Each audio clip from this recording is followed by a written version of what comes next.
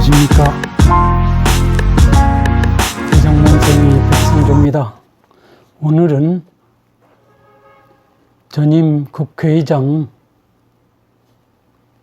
국무총리 임명에 따른 삼권 분립 논란을 중심으로 해서 여러분한테 말씀을 드려보겠습니다. 최근 대통령은 삼권 분립 논란 속에서 전임 국회의장을 국무총리에 임명을 했습니다. 임명식에 줌해서 대통령은 국회와의 대화 소통하고 야당과도 대화 소통하면서 서로 협력하는 정치, 또 서로 타협해 나가는 정치를 이끄는데 신임 국무총리가 가장 적임자라고 생각한다고 했습니다. 대통령은 이날 임명장 수여식에서 우리 정치에서 다시 대화하고 타협하고 또 소통하는 정치를 복원하는 것이 무엇보다도 시급하다며 이와 같이 말했습니다.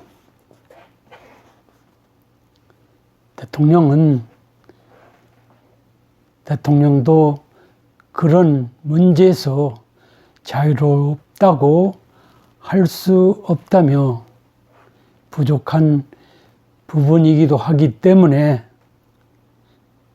신임 총리 그 역할에 거는 기대가 아주 크다고 말했습니다. 그러면서 대통령은 국회의장을 역임했던 신임 총리를 행정부의 국무총리로 임명하는 데 대한 비판도 언급을 했습니다. 대통령은 삼권 분립을 침해하는 것이라든지 삼권 분립을 무시하는 것이라든지 그런 정치적 공격이 있을 것으로 예상했다고 합니다. 그럼에도 불구하고 신임 총리를 지명한 이유에 대해서 대통령은 지금 우리 정치 상황 속에서 신임 총리만은 적임자가 없고 또 총리를 통해서 이루고자 하는 가치가 삼권 분립에 대한 논란보다 훨씬 더 중요하다고 생각했기 때문에 임명을 하게 되었다고 합니다. 이런 대통령이 말씀에 비추어서 역사적 관점에서 삼권 분립에 대한 내용을 요약해서 여러분한테 말씀을 드려보고 이를 통해서 대통령이 말씀과 어떤 관계에 있는지를 여러분께서 한번 생각해 봐주시기 바랍니다. 물론 내용들에 대해서는 여러분도 익히 알고 있는 줄로 믿습니다만 제가 말씀을 드려보겠습니다. 삼권 분립을 정의한다면 국가의 권력 작용을 복수의 기관에 분산해서 그들 기관을 상호 독립시킴으로써 국가 권력이 균형과 견제를 확보하려는 제도라고 개념 정의되고 있습니다. 그렇다면 삼권 분립 사상은 언제부터 태동이 됐는지 여러분한테 말씀을 드려보겠습니다.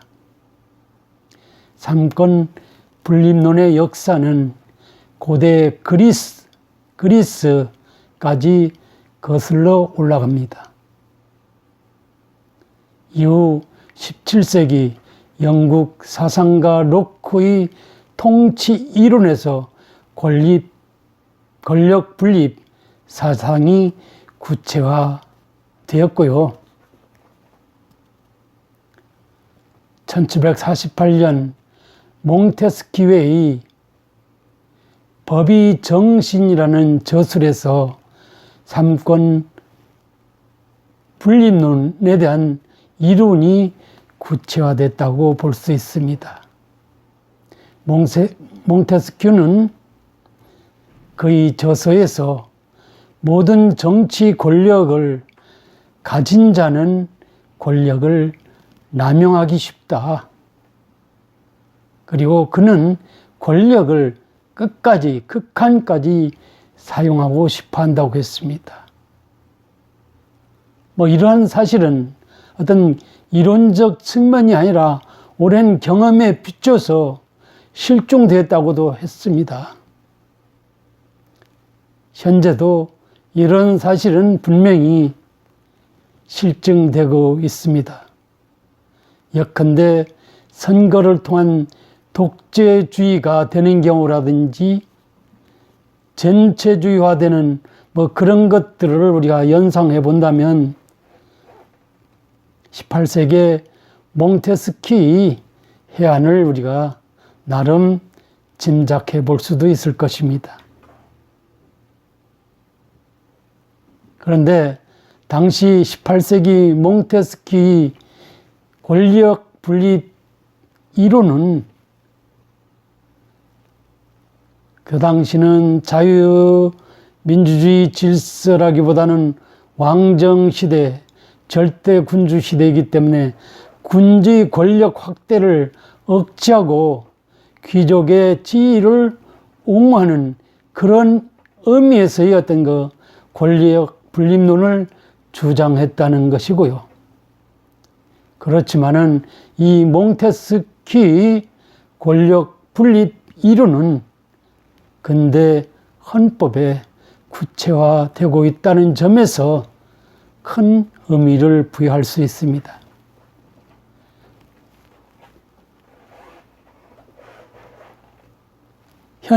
현재의 어떤 근현대 헌법의 이러한 내용들을 우리가 구체적으로 몇 가지를 살펴본다면 1788년 미국 헌법이라든지 1791년 프랑스 헌법 등에서 권력 분립 사상은 제도적으로 구체화되어 있습니다. 우리 헌법에서도 마찬가지로 삼권 분립이 원칙을 천명하고 있습니다. 다만 현재가 복지국가 시대라는 점에서 그래서 국가의 어떤 역량이 복지국가를 지향하고 있다는 점에서 특히 어떤 사회 경제 분야에 대한 집행부 즉 행정부의 권한이 강화되는 그런 양상이 현저하게 드러나고 있는 것은 엄연한 사실입니다. 대공황 이후에 경제적 침체, 타개라든지 복지 향상 등을 위해서 특히 수정 자본주의 이론이 일반화됨으로써 이런 복지 국가 지향에 따른 행정권의 어떤 강화가 두드러지게 나타나고 있지만은 근본적으로 삼권 분립의 이론적 사상적인 본질이 훼손되거나 무시되는 것은 절대 아니라는 점을 제가 여러분한테 말씀을 드릴 수 있을 것 같습니다.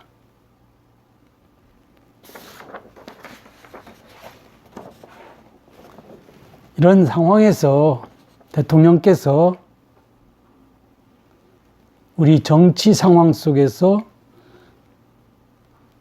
총리만한 적임자가 없고 삼권 분립에 대한 논란으로서 훼손되는 가치보다는 오히려 국회의장 출신 신임 총리를 임명함으로써 얻는 가치가 매우 높다고 좀 대통령께서 말씀을 하고 계시는데요. 저 개인적으로는 달리 이렇게 생각을 해봅니다. 총리를 통해서 여러 가지 대국회 로비라든지 그 다음에 어떤 그 민간 기업과의 유대 강화 등 뭐 이런 것 저런 것 등을 대통령을 대신해서 함으로써 국정이 매끄럽게 갈 수 있다라는 그런 전자에서 국회의장 출신 국무총리를 두는 것이 오히려 삼권 분립의 역사성이나 전통을 무시하는 것보다 더 크다라는 그 논의에 대해서는 제 개인적으로는 아쉬움을 말하지 않을 수 없습니다. 정치인 국무총리이기 때문에 뭐 현안에 대해서 국회에서 여야의 중진들을 통한 어떤 그 노비 아닌 노비를 통해서 정부의 어떤 그 관련 입법이라든지 예산 확보라든지 이런 것 매끄럽게 할 수 있다 손치더라도 그것은 건설적이고 미래지향적이고 국가 중심적인 측면에선 그렇게 우리가 할 수 있다고 봐지는데 반면에 우리가 부정적 시각에 본다면 행정부의 총리가 국회의 어떤 그 로비적 측면에서의 어떤 그 활동을 통해서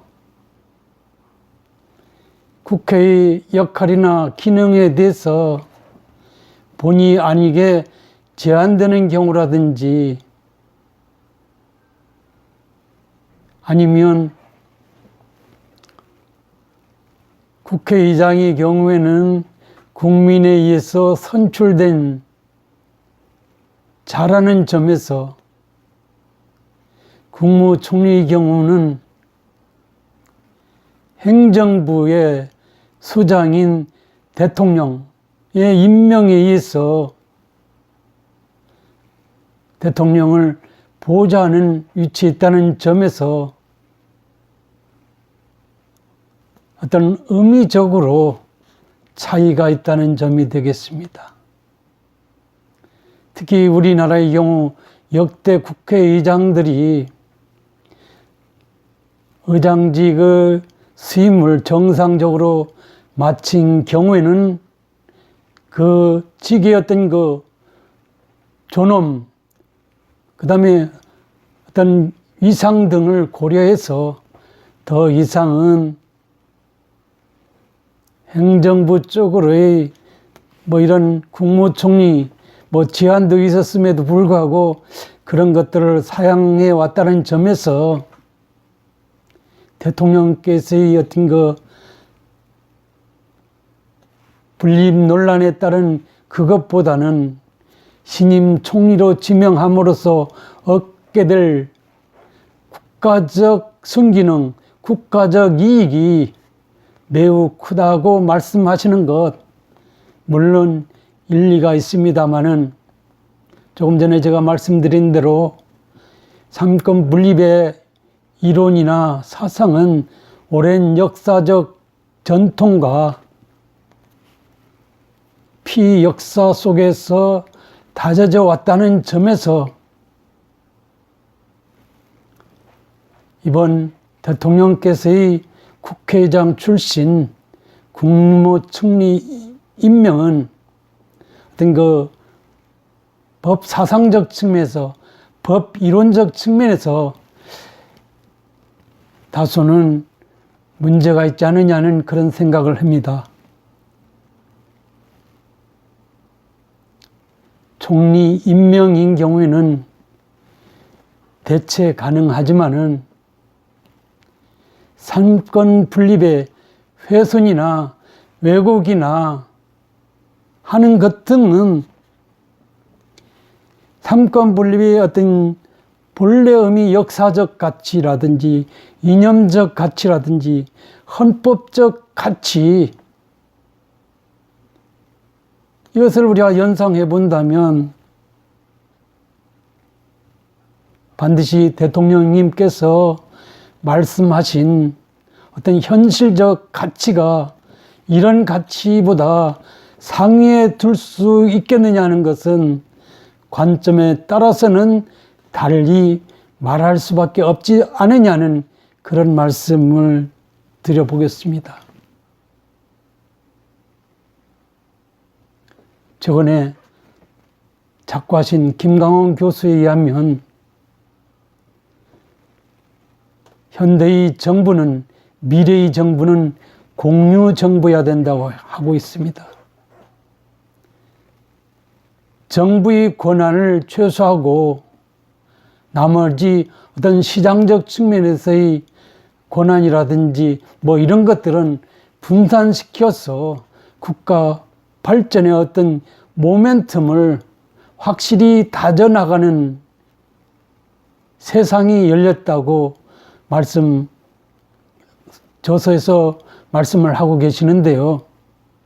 제가 그 말에 공감하는 이유는 디지털 혁명 시대로서 4차 산업혁명에 있어서는 행정의 역할, 물론 대단히 복지 강화라든지 하는 측면에서 중요하다고 생각되지만은 어떤 경제적 부문, 미래지향적인 이런 부문,